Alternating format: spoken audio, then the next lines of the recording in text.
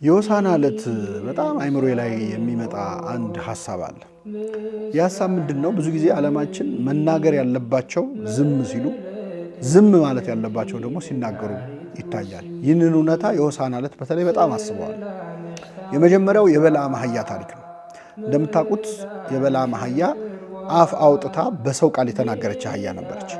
እግዚአብሔር የነቢዩን የበለዓምን እብደት ያገደው አህያይቱ በሰው ቃል እንድትናገር አድርጎ ነበረ።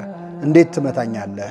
እስከ ዛሬ የምትቀመጥብኝ አህያ አልነበርኩም ምን ብላ ነቢዩን በለዓምን በሰው ቃል አፍ አውጥታ ተናግራ የገሰጸች አህያ ነበረች።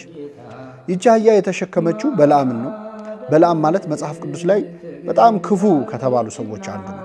የበለዓም ምክር ተብሎ የሚጠራው ራሱ ክፋት ነው። እንደውም በክፋቱ የሚታወቀውን ነቢይ የተሸከመች ይቺ አህያ አፍ አውጥታ ተናገረች እና የተናገረችው ንግግር ያው በመጽሐፍ ቅዱስ ተጽፏል። እኔ ግን በጣም ብትናገር ደስ ይለኝ የነበረው በሆሳዕና ዕለት ጌታን የተሸከመችው አህያ ነበረች።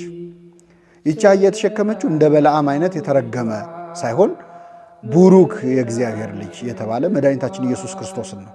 በዚች አህያ ላይ የተጫነው የኃጢአትን ምክር የክፋትን ምክር የሚመክር ሳይሆን የሰውን ድህነት የሚያስተምር ወንጌልን ይዞ ወደ ምድር የመጣ መድኃኒታችን ኢየሱስ ክርስቶስን ነው።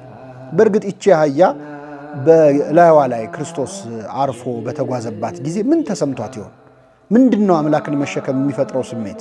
እኛ የበለዓም አህያ ድምፅ ብዙም አያስደስተን። ምክንያቱም ልትነግረን የምትችለው ብዙም ነገር የለም። ምክንያቱም የተሸከመችው የተረገመ ሰው ነው፣ ወይም ክፉ ስራ ክፉ ሐሳብ የሚያመጣ ሰው ነው በለዓም። የሆሳዕናው አህያ ግን የተሸከመችው መድኃኒታችን ኢየሱስ ክርስቶስን ነው። አህያ ሆና ሳለ ኪሩቤል የተሰጣቸውን ክብር ነው የተቀበለችው። ሰማይና ምድርን የያዘውን አምላክ የመሸከም ዕድል ነው የተሰጣት። እንዴት ነው አምላክን መሸከም? መናገር የነበረባት በሆሳዕና ዕለት ጌታን የተሸከመችው አህያ ናት። ናና የምህረት ጌታ ማዳ